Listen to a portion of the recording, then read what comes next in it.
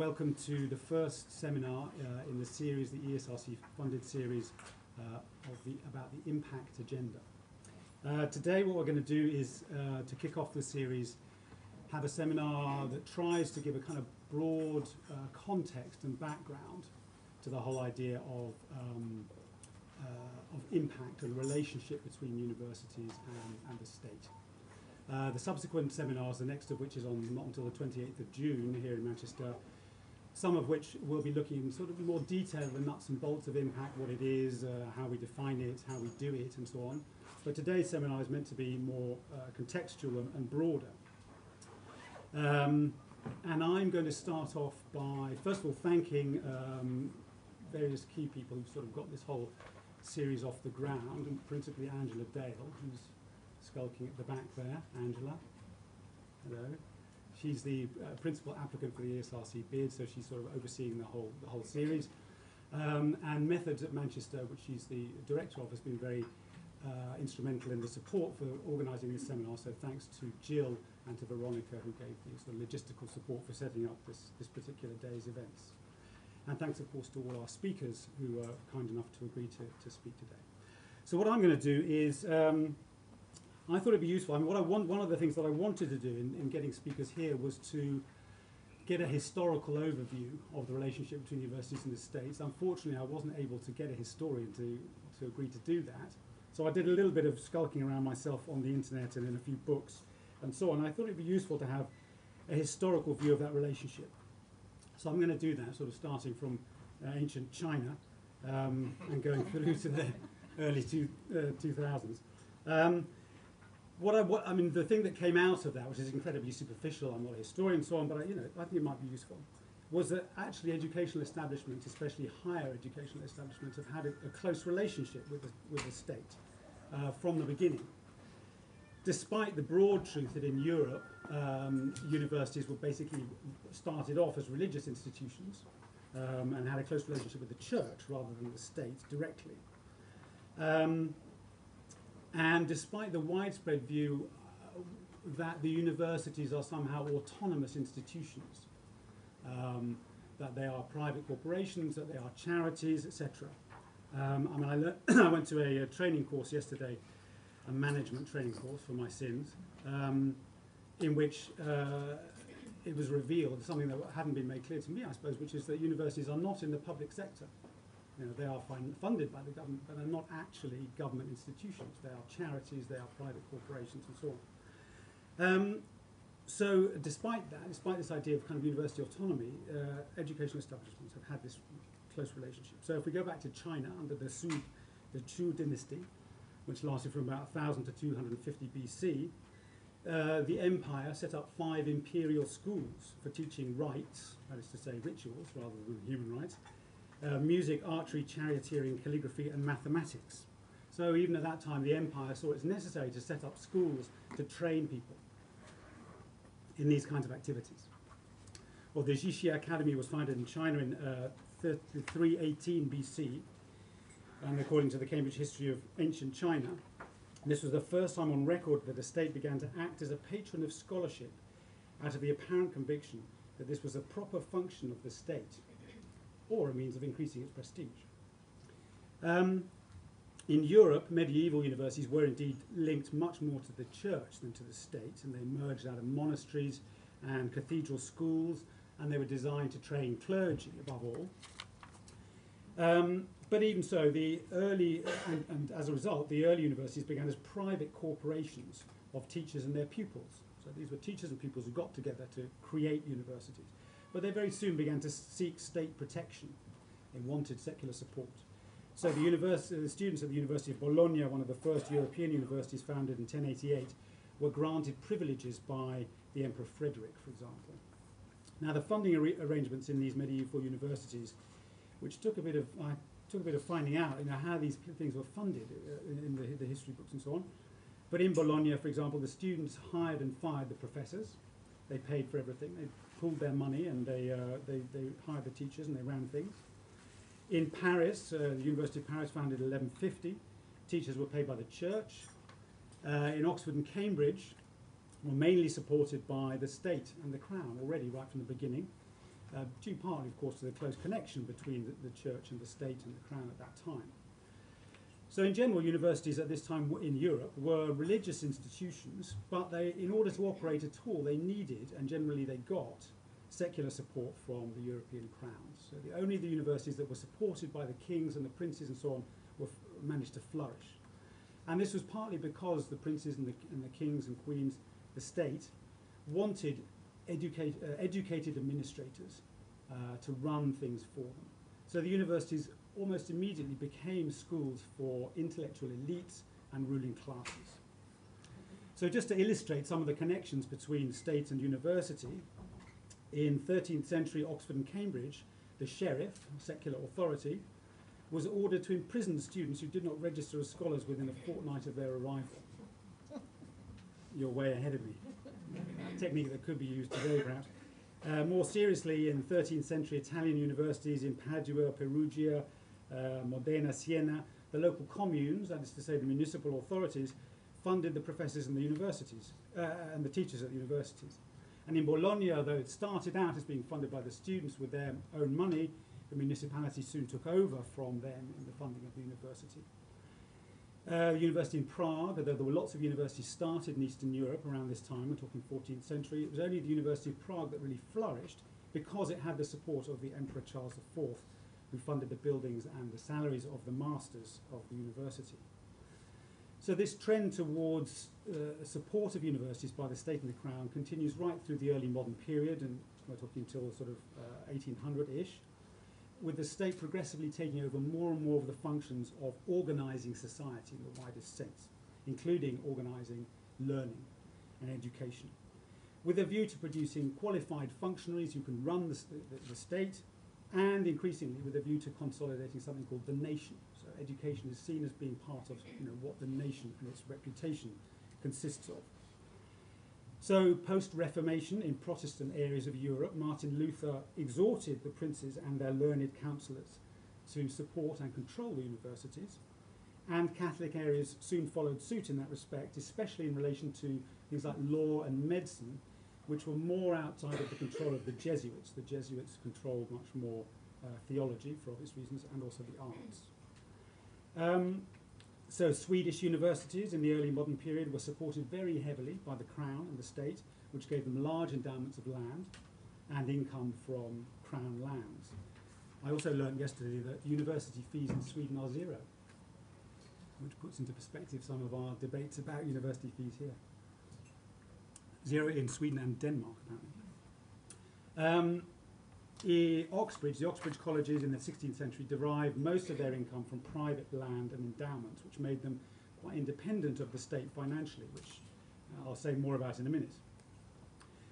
So what were these students learning? What were they being taught? Well, basically by the 16th century, a kind of intellectual humanism in which students were being prepared for a general life of cultivation, civility, etc., was the dominant theme and has proved very long-lasting. So students were taught grammar, rhetoric, logic, maths, music, astronomy, and that proves a long-lasting influence, and comes out in what they call the Greats at Oxford, which is basically classical literature, history and philosophy. But a key theme was also the preparation of a social class of people who could run the society and run the church. So the subject studied from medieval times right through to the 18th century directed people towards theology, law and medicine. So the idea is to provide clergy, public servants and doctors for society. And increasingly in the 17th and 18th century you get an emphasis on natural science, on studying natural science. Now in England, interestingly, for our debate, I think, the church dominated over Oxbridge, which was the kind of the key institutions from the 16th, 18th and into the 19th centuries. And in the 18th century, one of the historians of Oxford and Cambridge said that they operated still as arms of the Church of England and defenders of established tradition. And indeed, as late as 1820s, Oxbridge supplied 80% of Anglican clergy. So actually, it seems that secular influence over universities came relatively late in England, which is perhaps why in the 20th century there's been such a kind of change in that respect. This is compared even to Scotland, where there was secular influence was stronger, certainly to the continent, where it was much stronger, and also to the USA. So Harvard, which was established in 1636, was established not by the church but by the Massachusetts legislature, and it became increasingly secular in the 18th century. So Wilhelm Humboldt's idea of the university is often cited. This is an early 19th century German philosopher and statesman, the brother of Alexander Humboldt, as setting the model for universities from the early 19th century onwards, at least until the late 20th century, arguably things changing in the era of mass university education. So what was his idea of the university? Very briefly, that research and teaching had to be linked together very strongly, that they were linked together, so scholars and students were linked together in a single community in a disinterested search for truth and progressive knowledge. That is to say, knowledge that would advance frontiers of knowledge, frontiers rather than simply reproduce existing ideas and reproduce, for example, clergy and theological knowledge and so on. Yet, Humboldt's own project to build the University of Berlin, which was the kind of emblem of this vision, which was founded in 1810, was proposed to the King of Prussia. And it was only with the King of Prussia's support that the thing happened at all. And indeed, the professors served as state functionaries, not as independent individuals. And French universities, as I'm sure people know, are even more strongly controlled by the state, particularly things like the Grande École, which were and are still training grounds for civil servants as well as academics. Now, during the 19th century, Oxbridge, as I said before, had all its land endowments. It was fairly independent from the state. It was just reproducing clergy. That was its main function. It was a kind of playground for the gentlemen scholars and so on. And the state began to look on this as askance, albeit in a rather hesitant way, because we're talking on the one hand about a kind of liberal 19th century state, which is hesitant about intervening in what was effectively a private corporation, and one which buttressed the status quo and the elite and so on. On the other hand, the state was also seeing, and people within the university sector were also seeing that Oxbridge was not fulfilling its function as a university, a modern university. So what function was that supposed to be? Well, on the one hand, there was the idea of generating progressive research knowledge, the Humboldtian idea of the university, which was taking off in Germany and all over the continent, and so on. And on the other hand, universities were seen to be not discharging their educational responsibilities to the nation. They were too elitist, in other words. All they were doing was reproducing an elite of clergymen. And this was especially in the light of growing middle-class school education. So you had growing numbers of middle-class people children coming out of school who couldn't get into these universities because they were too elitist, or you were required to be an Anglican. They were denominational. So there was, disquiet about this. But, the nature of the education that was going to be transmitted could still be very broadly humanist. So there wasn't much intervention into the details of what was going to be transmitted in this process of education. So even by the early 20th century in Oxford, still 50% of students in Oxford did these greats, that is to say classics basically, while another 20% did modern history. And this was the to study classics at Oxford and then go and get a job in the civil service in London was a traditional trajectory. So reform consisted of creating a framework in which internal change could take place within Oxbridge.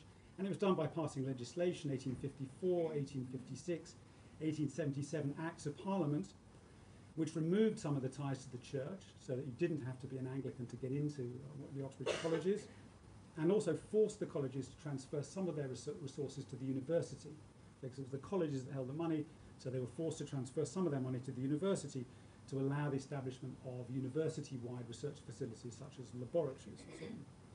Meanwhile, the state also created other universities, most notably the University of London in 1836, which was non-denominational, and as Charles Dickens called it, the University of the People. It was less elitist. So the overall kind of message is that the state has always taken this very strong interest in the key in universities as key institutions in the reproduction of national societies.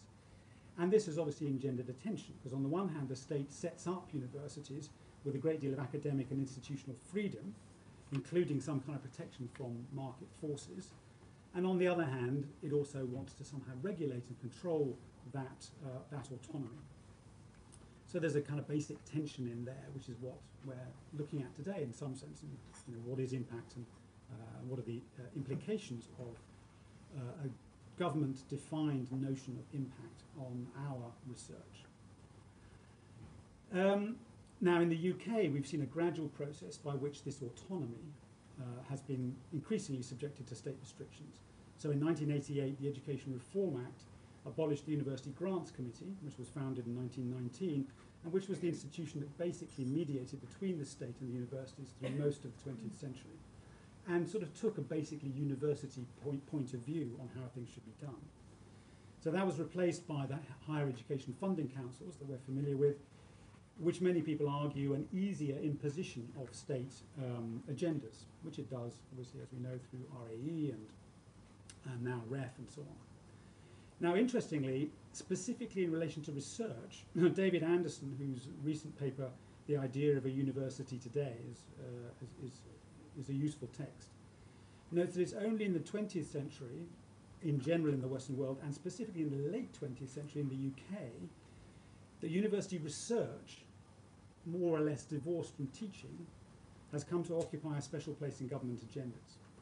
So that, you begin to see research, you divorce it from the kind of Humboldtian unity of research and teaching together, and you see research as something that is going to generate evidence, data, etc., to drive industrial progress, military strength, social welfare, etc., etc.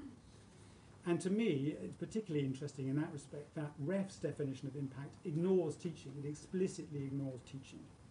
Whereas, as I've tried to show, teaching has been a central concern of the state in their relationship to the university for hundreds of years. In this terms of seeing the university as an institution that is part of the social reproduction of society in general, teaching has been the fundamental use, if you like, of the university from the state's point of view.